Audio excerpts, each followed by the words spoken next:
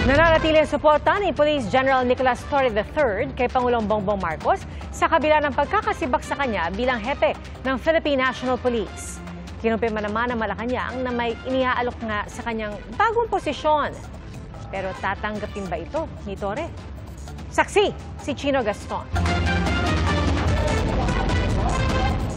Sa tanong na kung kamusta ako, naghahanap buhay.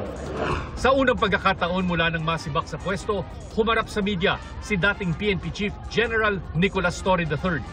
Nagpunta siya sa kamera at nagbigay ng cake kay ML Party List Representative Laila De Lima na kaarawan ngayong araw. Pumasok ko sa food delivery at nakatanggap ako ng message. Nakakita ako na birthday cake, so I delivered it.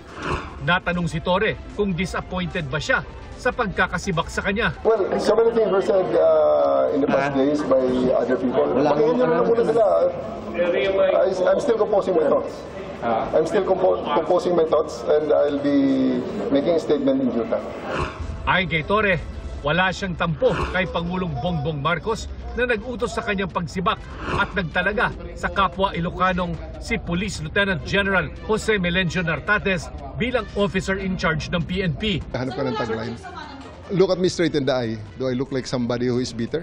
Do you think it wasn't there, sir? Kung ano po yung nangyari? Wala nga akong sama ng loob and I'm a good soldier. Kung may order, I just follow it. Pinabulaanan din ni Torre ang mga haka-haka na siya ang uupo bilang bagong NBI Director dahil hindi raw siya kwalipikado. Ayaw niya ring sagutin ang mga espekulasyon kung tatanggapin niya ang ibang pwesto sa gobyerno kapag siya'y inalok ng Pangulo. Let's just wait for the official announcement kung meron man. Pero sir, tatanggapin niyo kung meron. Let's just wait. Masyado namang nauna ang karwahe dyan. Pag tatanggapin o hindi, wala pang ang announcement.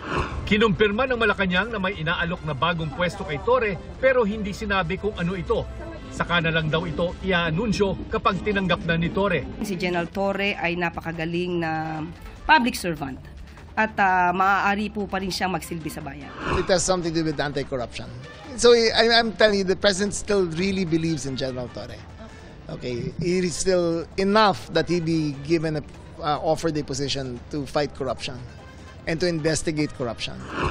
Nag-file na raw ng vacation leave si Torre para pag-isipan ang mga pangyayari sa kanyang buhay. Pero nananatili raw siyang nasa serbisyo at patuloy ang pagsuporta sa Administrasyong Marcos. I took a leave, which I will do. I think the second time in my career for approval of the Chief PNP. And I'm planning to use the maximum leave authorized, yung my vacation leave, my service leave. Ang pumalit kay Torre na si Nartates humarap sa media kanina. Sabi ng OIC ng PNP, ipawawalang bisa niya ang balasahan sa PNP alinsunod sa utos ng NAPOLCOM. I will tackle that with the NAPOLCOM. At for sure, i-implement natin yun. Ang pagbalasa sa ilang opisyal ng pambansang pulisya ang isa sa dahilan ng pagkakasibak kay Torre. Sabi ni Nartates, malinaw na merong administrative control and operational supervision ang NAPOLCOM sa PNP. Kaya kung merong promotion, kailangan dumaan ito sa NAPOLCOM para sa confirmation. Masusi raw na pinag-aaralan ng bagong liderato ng PNP kung magkakaroon ng susunod na balasahan. If we're talking about major changes, we will study nga kung the organization is working, kung dun sa bawat isa ay nagtatrabaho ba ang commander. We will audit yung unit. Ang tiyak sa ngayon, magkakaroon daw ng bagong spokesperson ang PNP kapalit ni Brigadier General Jean Fajardo. Isa sa kinukonsidera ay si Brigadier General Randolph Tuanyo, ang Public Information Chief ngayon ng PNP. Designated siya na spokes ano?